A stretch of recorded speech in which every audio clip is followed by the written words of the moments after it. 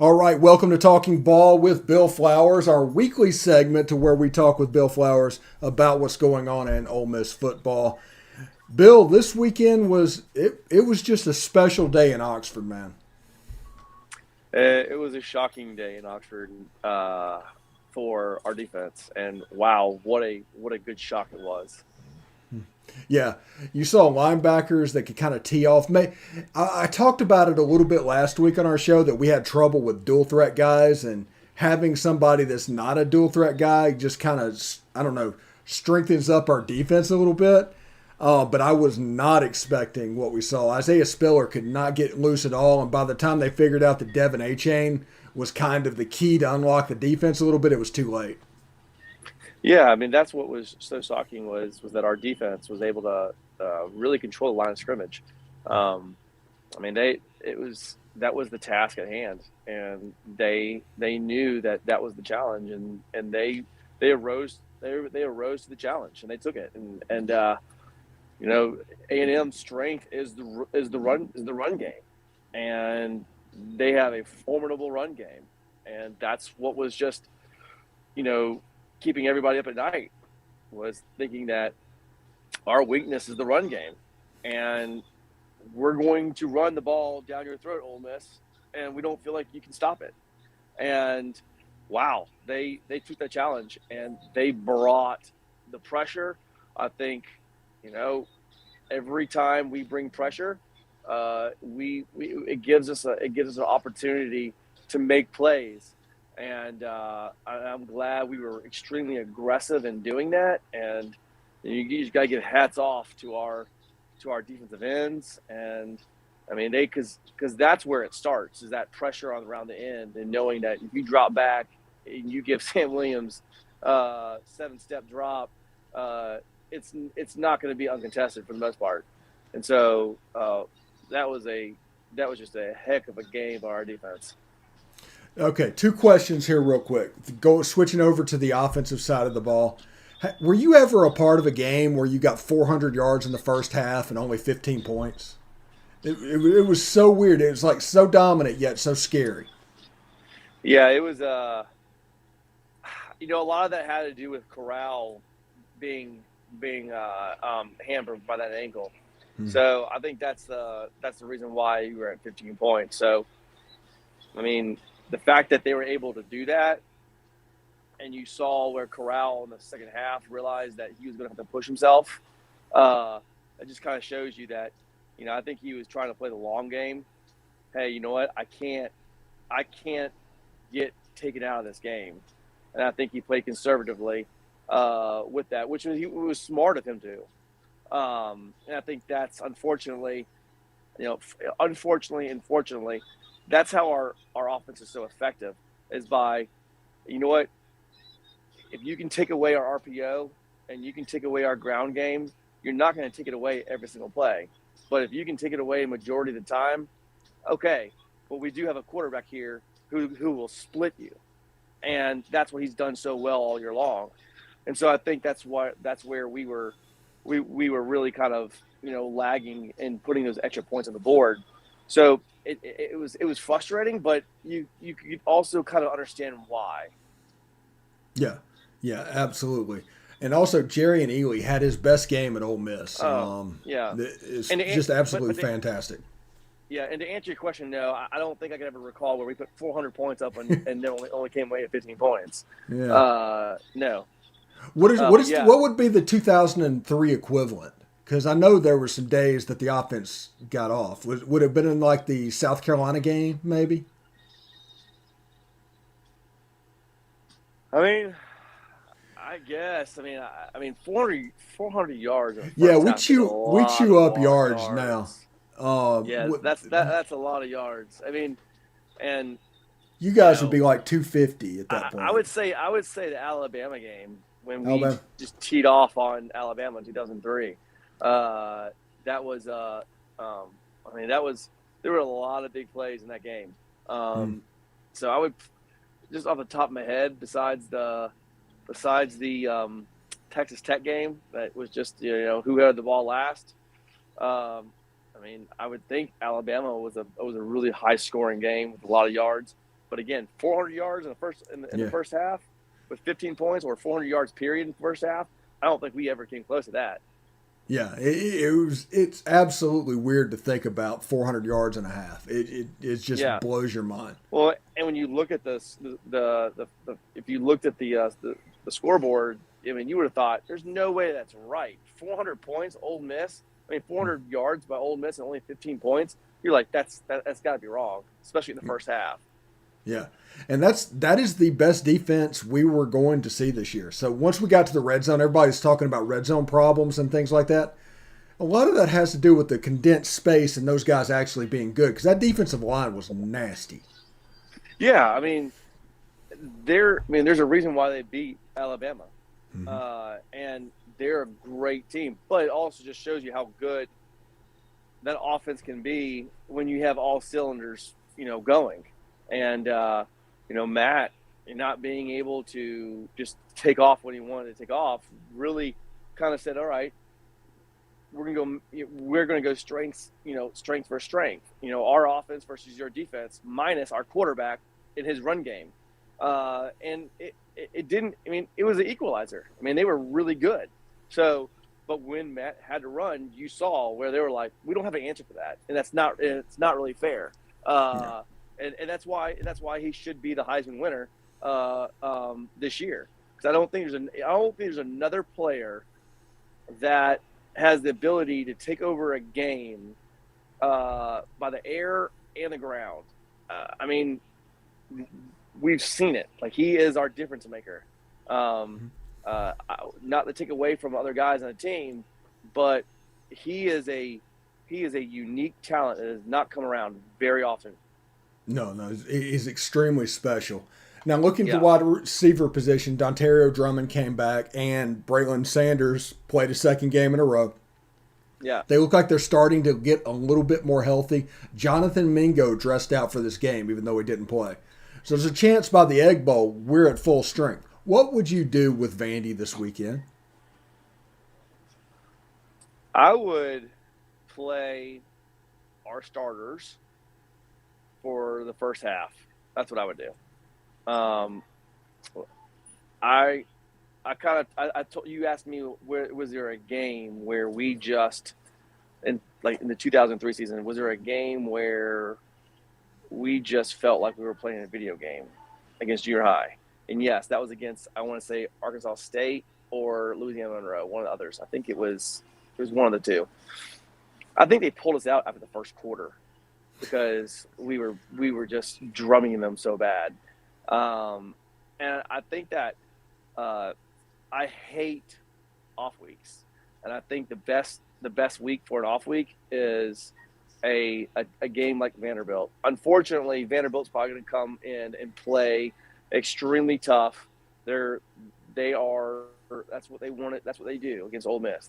They feel like this is a team that we have a chance against, and so hopefully we can put them in their place early and be able to get our players out of the game by the end of the second half. I mean, into the first quarter, into the first half. But that's what I would like to see, and get our second team in there and rest our guys. But they need to have. I think they need a good first half, just so you can rest them a lot. And I would go light.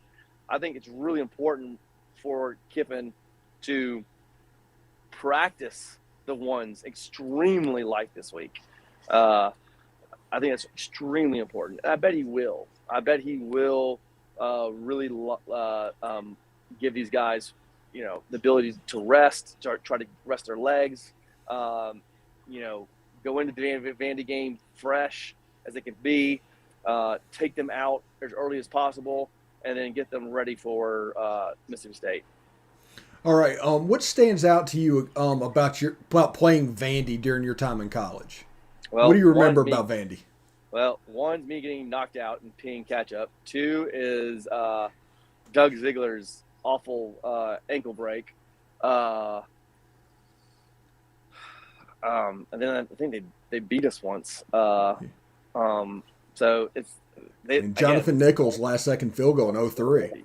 Yes, They yes, yeah. I mean, so Vanderbilt's always playing us tough.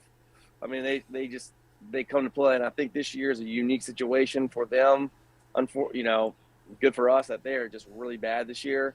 But again, you know, they have players that can play. So my brother went to Duke um, uh, back in the day. I mean, it was 97 to 99.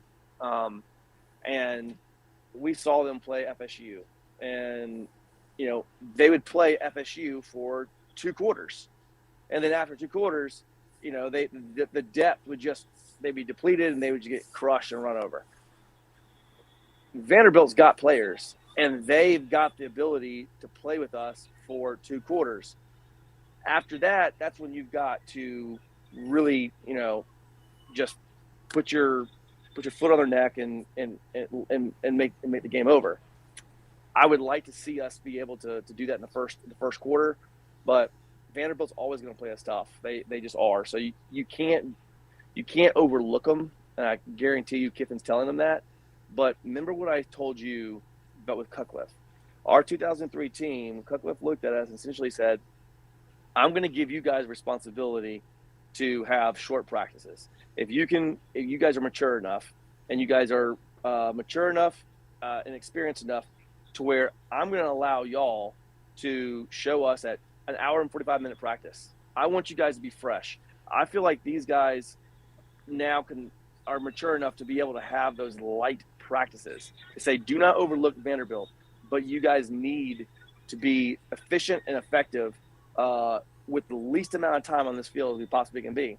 So I think that's the kind of the key for us, is to be able to just give everything we got for the first half. And hopefully by that time we've put them out of their place and we can pull back. But they're going to give it to you. Were you at Ole Miss in 2001? Yes. Okay, so whenever 9/11 happened and they moved the Vanderbilt game, what was that like? Yeah, so that was unique because that was supposed to be that was right after that was our last game. Yeah. For the season. It was I remember that game because I thought I was, the season's supposed to be over, but it was just an add-on game. I mean, Yeah. it wasn't any different. I think I had a touchdown in that game. Just like any other game, but it was just posted to the last season, to the last game. If I remember correctly, Vanderbilt came out like as they always do, just guns a Yeah. blazing, and then at the end, y'all had to come back in the fourth quarter and ended up getting the W. If I'm not mistaken. Well, I mean, that's how Vanderbilt always plays Yeah. us. I mean, they're always going to give Ole Miss a run for their money, and I think this year that I just don't think they have the firepower to do that. I mean, they've played some teams pretty good, and they're going to play us pretty good. I just hope that we can be mature enough and physical enough up front the first half to be able to make them cry uncle. Yeah, it's imperative that we jump on them because if you Yeah. give them hope, then they can Yeah. become a problem. Exactly.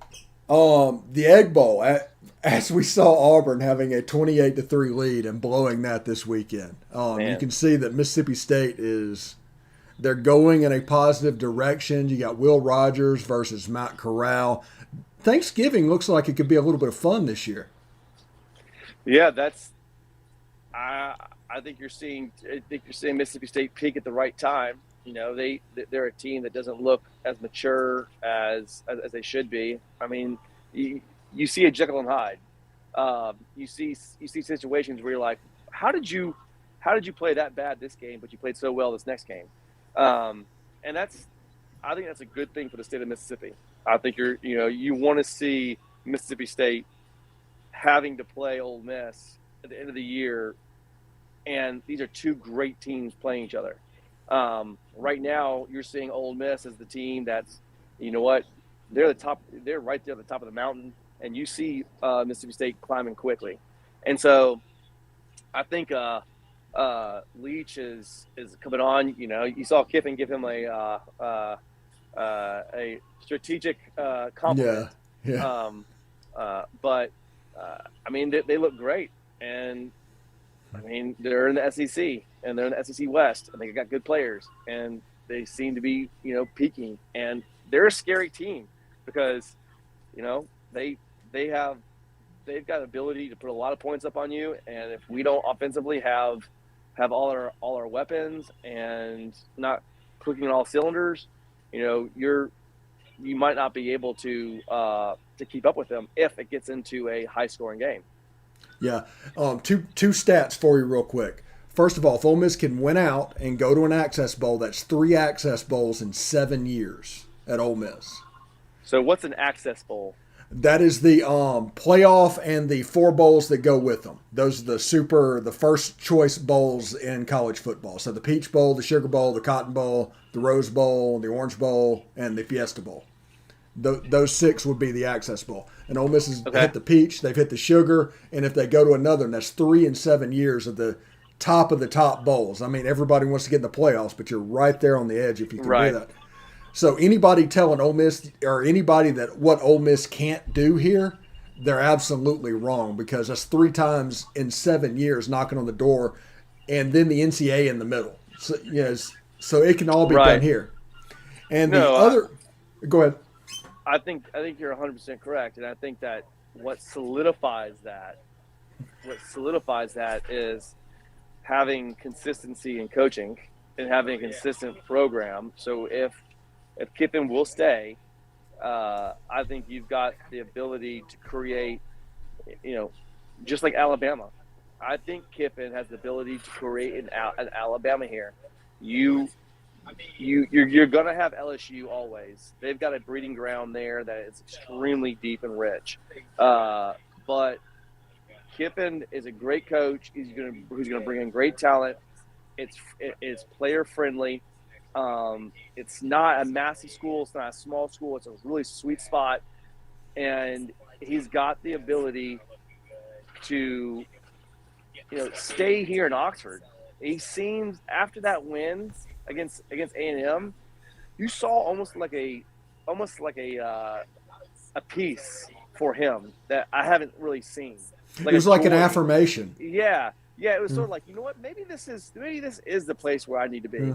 Maybe this is a place where I don't have to chase the dollar, where I can do what I want to do, have fun, doing what I do, build something really special, and make an impact on kids' lives. I think that win for A&M might have played a if we keep him around for a long time. I think that might be the underlying thing that ends up being a linchpin for Ole Miss's long-term success and building a program with Kiffin. Yeah, the rumor around Oxford right now is Lane Kiffin's about to get $7.5 to $8 million in that range. Well, I mean, when you look at these TV contracts coming out, before these TV contracts were coming out, it would be hard to round that up. But I mean, these contracts are going to be absolutely absurd, and if you, I mean, the state of Mississippi, and I'm joking with this, but the state of Mississippi should do everything they can to help finance Lane Kiffin at Ole Miss. I mean, it does nothing but help the state of Mississippi, and to the manner for Mississippi State. If Mississippi State and Ole Miss are firing on all cylinders, that helps the state of Mississippi immensely. It's just like Alabama and Tuscaloosa. Listen, it is a economic massive driver to the state when Alabama and Auburn are playing on all cylinders, especially Alabama. I'm sorry, Mississippi State fans. Mississippi State, if you're the top 10, that is fantastic. If Ole Miss is in the top 10 consistently, that's a bigger revenue driving maker for the state of Mississippi. And it's just unfortunate. I mean, listen, it is what it is. So I think that the city of Oxford needs to do everything they possibly can to figure out how to scrounge up $7.5 million if you can't use this SEC TV contract that's about to come. Yeah, and my idea with Lane Kiffin, if Lane Kiffin, everybody says, well, LSU, and they start talking about all these blue bloods coming out where he could go. Well, the problem is he goes there, they're going to tell him a little bit what he can do. He's not going to have the freedom there that he would have here. Exactly, 100%. And Mm-hmm. that's part of what I was saying was, maybe this is where I need to be. Mm-hmm. I'm not going to chase the dollar. Okay, Yeah. so you make $7.5 million, or you make $7 million, and I'll pay you $9 million. That's $2 million more. At the end of the day, $2 million with the ability to create a legacy and have the pure autonomy to be able to do what you want without anybody telling you what to do, or thinking that you've got to stroke some egos. Like Saban, nobody is telling Saban what to do. Nobody. And the same, at Clemson, Dabo does not have to answer to anybody. That will be what happens at Ole Miss. And if you're a coach, and if he's had that aha moment of, man, this is really fun, I'm really enjoying investing in these young men's lives. It sounded like he really enjoyed that at FIU. Now here at Ole Miss, on a much bigger stage, having a corral like that, helps. But I mean, I feel like if you really like coaching and you like the college scene, what else are you looking for? SEC West, full autonomy to what you want to do and run your program the way you want to run. And, oh, by the way, if you do end up winning SEC championships, you will be put in you'll go down like a legend. What else more do you want? Yeah. If NFL is what you want, then okay. But another college program to say, like, no. There's very unique situations that come around. If you could be in a situation where you have Ole Miss as a contender year in and year out, full autonomy, that's what people love to get in college. That's what people dream of one day. And it doesn't happen very often. Are you hearing anything on the coaching carousel? Just around college football?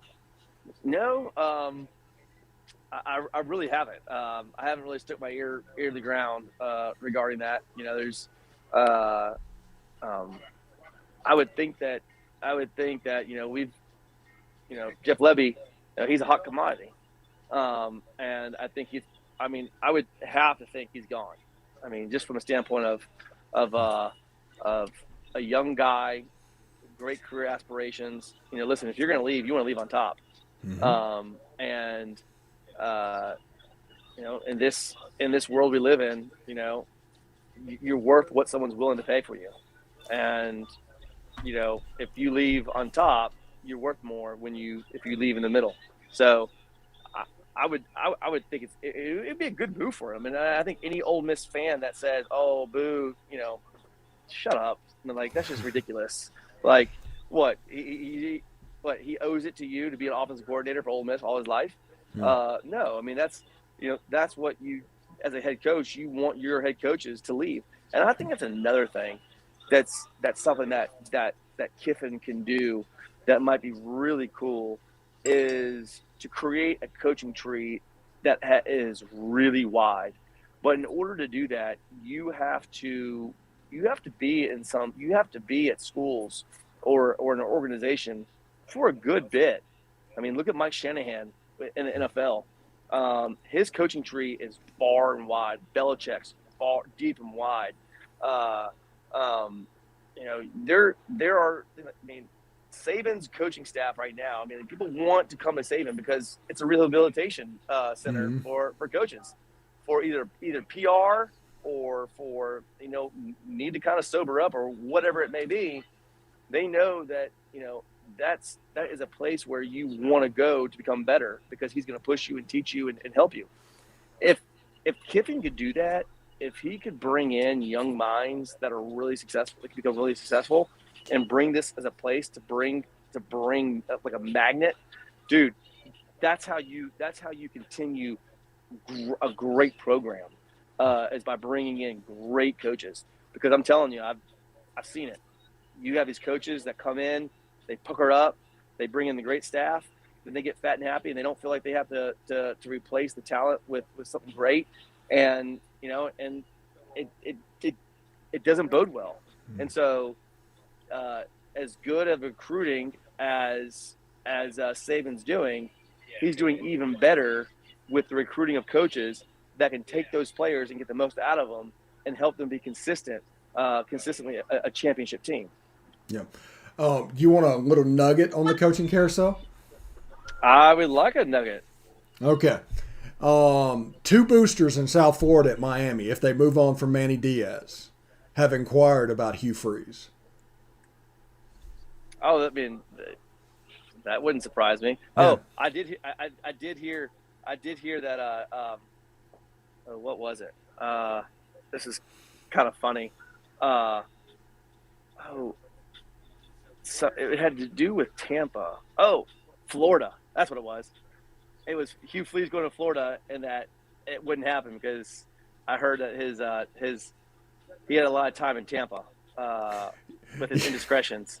So his wife might not like him being stationed in the state of Florida. It might bring up some bad memories or bad habits. Tampa is the capital of daddy issues east of the Mississippi. It's a place to go if you want to get in trouble.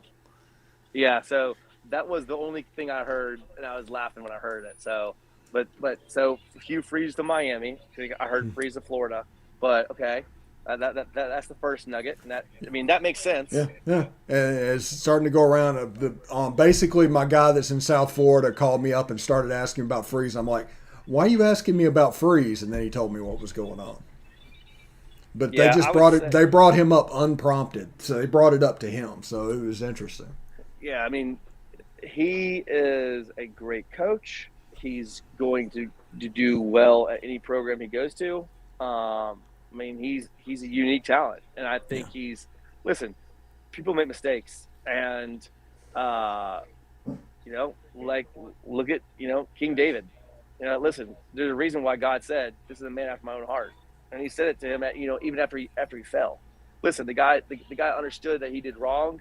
He recognized it. He confessed his sin, and God is gracious and God is good, and that's what God wants, is somebody that recognizes their sin and can confess it. And I think Hugh Freeze did that, and I think that any program he goes to. I think they get the Hugh Freeze that's been reformed. So I hope he gets an opportunity to go where he wants to go and he feels like he can make the biggest impact. Yeah. All right, Bill. We appreciate you stopping by this week. We're going to come back and do an Egg Bowl show next week. Next week's going to be a lot of fun. But yeah, we had a little bit of variety in this show. Yeah. So thank you very much. We'll catch you next time. And, of course, hotty toddy. Hotty toddy, brother. Happy Thanksgiving. Happy Thanksgiving, man.